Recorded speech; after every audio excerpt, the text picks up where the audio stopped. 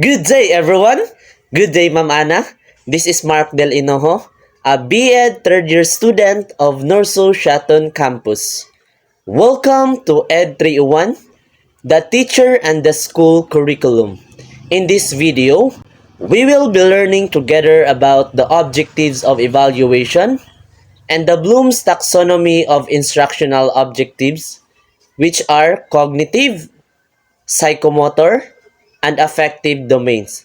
But before that, let me read first our learning objectives.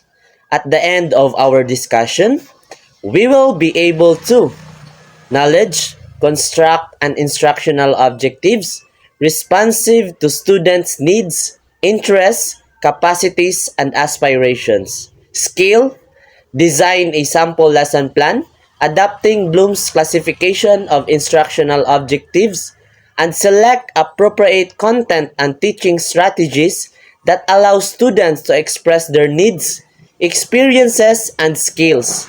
And effective, propose effective procedures to help identify the weaknesses and strengths in selecting appropriate instructional objectives.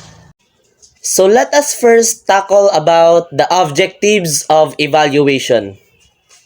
When we say objectives, these help us bring about the changes in the individual in the desired direction.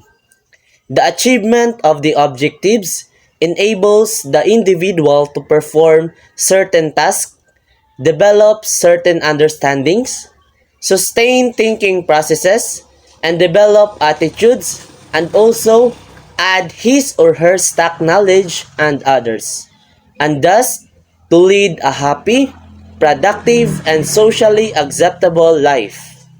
These are the objectives of evaluation. First, to measure the outcome of teaching and learning. Second, to improve learning and teaching. Third, to understand the learners. Fourth, to select the appropriate content and teaching techniques. Fifth, to find out the students' learning difficulties and to provide remedial programs.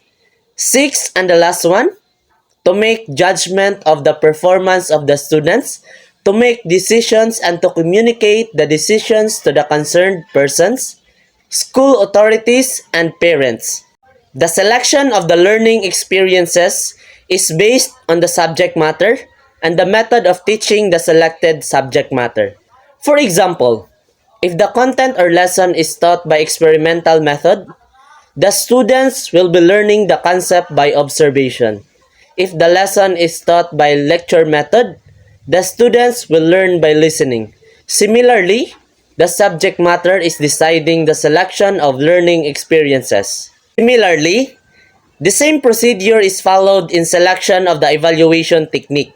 In evaluation, there are so many techniques followed to assess the performance of the students. The selection of a suitable technique is depending upon the subject matter and learning experience. For example, if the subject matter is an essay, it will be assessed by descriptive question. If the subject matter is a simple concept, objective type of questions may be used to assess the student's performance.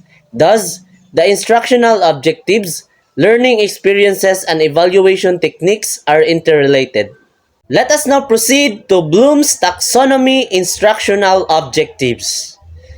Bloom and his associates, 1956, prepared a taxonomy of educational objectives into three domains. These are cognitive domain, psychomotor domain, and the affective domain. Effective teaching depends upon the instructional objectives.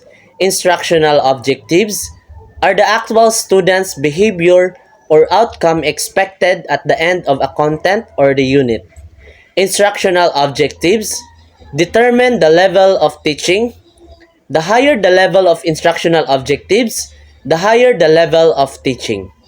Let us first talk about the cognitive domain. Cognitive domain is the most central in formal education. Cognitive objectives relate to the processing of information by the students. These objectives specify what students will be able to do intellectually as a result of instruction. Such outcomes of instructional range from recall, recognition of facts to the complex process of evaluation. Thus, cognitive domain of various intellectual abilities and skills. The cognitive domain is classified into 7 objectives. These are knowledge, comprehension, application, analysis, synthesis, evaluation, and creating. The second one is the psychomotor domain. The psychomotor domain is based on the concept of coordination among various organs of the body. This domain includes muscular action and neuromuscular coordination. Educational objectives in this domain aim at developing proficiency in performing certain acts by effecting the best possible coordination between psychic and muscular action, and also between different muscular actions performed by various parts of the body. In this domain, learning depends on mastery of a physical skill. Learning to hold a pencil, for example, play the piano, operate a machine, and etc. All depend on manipulative and motor skills.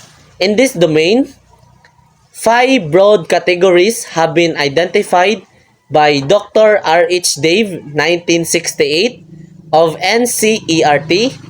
These are as follows. First, imitation. Second, manipulation. Third, precision. Fourth, articulation. And fifth and the last one, naturalization. The last domain of the Bloom's taxonomy of instructional objectives is the affective domain. Objectives in this domain concern feelings and attitudes that students are expected to develop as a result of instruction. There is no doubt that a lot of confusion prevails with regard to the statement of objectives in affective domain as compared to the cognitive domain. Terms like interest, appreciation, values, attitudes, and etc. give varying shades of meaning. The objectives relating to these characteristics are hard to define and hence to achieve. Affecting learning is not completely separable from cognitive learning. Students invariably think about their feelings and attitudes when they learn various categories of affective domain. As in cognitive domain, each category of affective domain is more abstract and complex than the preceding one. The tripartite division into domains is not watertight or mutually exclusive. You might have noticed that 3 categories of objectives, cognitive, psychomotor, and affective, are interrelated. For example, one cannot play the piano without knowing the rules to be a good musician. Similarly, understanding may be a prerequisite for attaching proper value to an object, or proper cognition may be necessary for arousing proper interest. Interest and attitude affect the quality of performance in both cognitive and psychomotor domains. You may find some degree of parallelism in terms of readiness for and relationship between various categories. That's all for today's video, and I hope that you have learned something new. Thank you for watching. Bye-bye!